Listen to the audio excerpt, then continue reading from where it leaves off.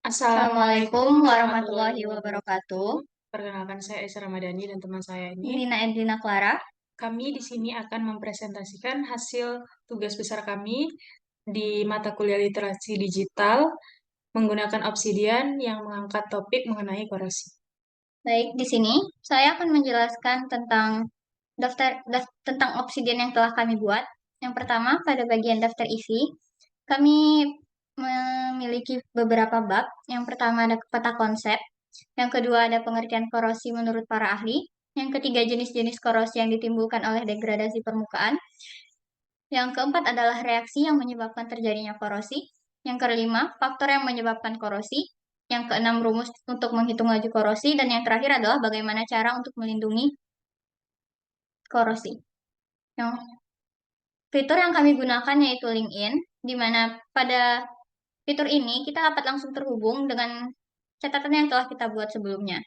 Apabila kita mengklik linknya, kita dapat langsung terhubung dengan peta konsep yang telah dibuat. Ini adalah peta konsep yang telah kami buat. Beda, beda antara peta konsep dan daftar isi sebelumnya adalah pada peta konsep ini terdiri bab-bab yang telah dibuat atau catatan yang telah dibuat terdiri atas bagan-bagan yang dapat kita lihat isinya. Selanjutnya dari peta konsep ini sendiri, kita bisa langsung kembali menuju daftar isi dengan cara mengklik link yang ada di atas bagian daftar isi 2 kali. Nah, ini kita sudah kembali ke daftar isi. Lalu selanjutnya di bab kedua, kami mengangkat topik mengenai pengertian korosi menurut para ahli.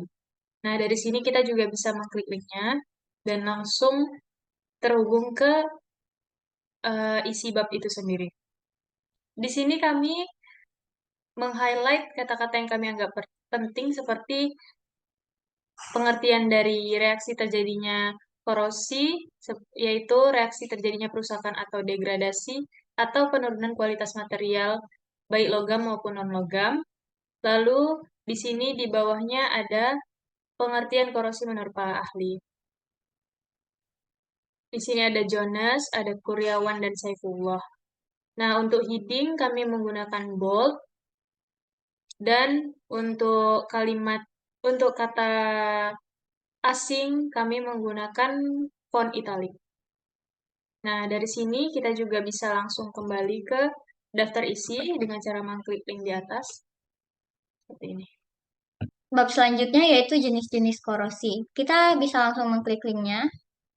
Nah, pada jenis-jenis korosi kami menggunakan fitur bold dan juga LinkedIn ke pengertian korosi yang telah kita lihat. Terus dari pengertian korosi ini kita juga dapat langsung terhubung ke jenis-jenis korosi. Terus ada highlight untuk menandai bagian-bagian penting dari pengertian dari korosi. Kemudian ada juga italic yang digunakan untuk kata-kata asing seperti bahasa Inggris. Terus kemudian kami juga menggunakan poin-poin untuk menandai beberapa jenis dari korosi tersebut.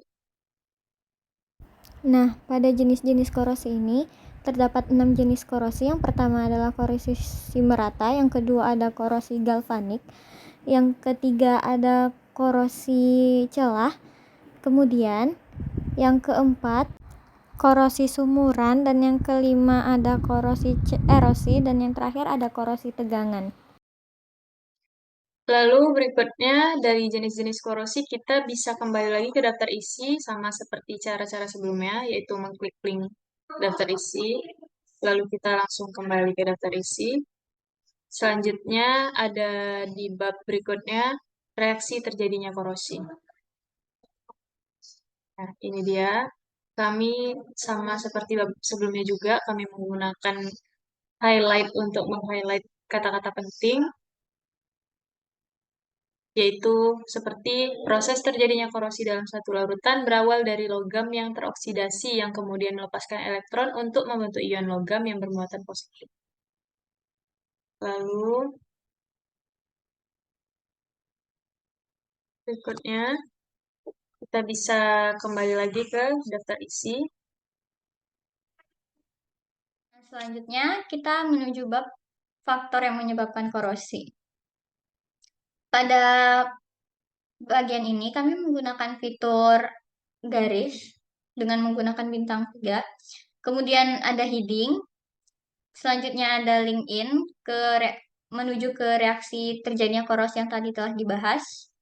Selanjutnya, untuk faktor-faktor yang mempengaruhi korosi itu ada suhu, kecepatan alir fluida atau kecepatan pengadukan, konsentrasi bahan korosif, oksigen, dan juga waktu kontak.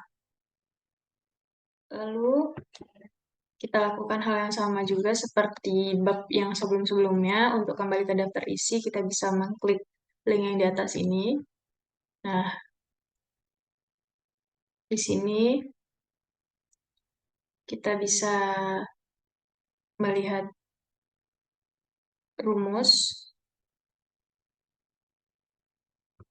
Nah, untuk di sini kami menggunakan fitur heading, juga ada rumus. Kami di sini menggunakan rumus dengan bantuan Obsidian Math.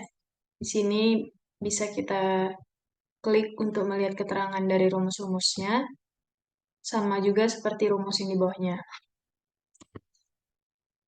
Dari laju korosi, kita dapat kembali ke daftar isi untuk melihat lagi bab berikutnya, yaitu bagaimana sih cara melindungi korosi. Untuk melindungi korosi, kami menggunakan fitur link in ke reaksi terjadinya korosi dan juga peta konsep yang tadi sudah kita lihat, juga ke rumus laju korosi. Pada bab ini kami juga menggunakan heading untuk membedakan antara judul dan juga penjelasan dari subjudulnya. Untuk perlindungan dan pengendalian korosi ini ada pemilihan material, ada desain, ada perlakuan lingkungan, dan juga ada pelapisan. Serta ada proteksi katodik dan anodik. Pada pelapisan kami juga menggunakan penomoran dan juga bold. Dari korosi kita dapat menuju ke sumber. Adapun sumber-sumber yang kami gunakan untuk membuat catatan ini adalah dari video YouTube dan juga web. Untuk video pertama berisi tentang proses terjadinya korosi.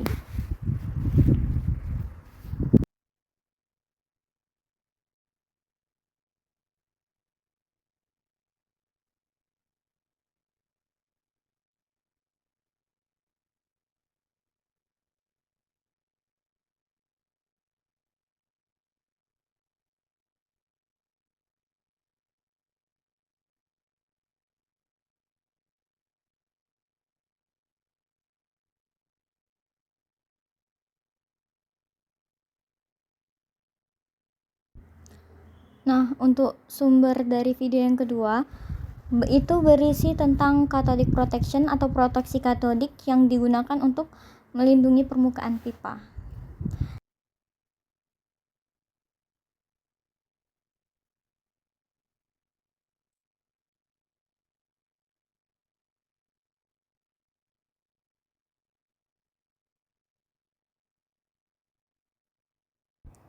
Adapun pada sumber ketiga yang berjudul pipeline corrosion, sebagian besar dari catatan kami ambil dari video ini dan juga dari web.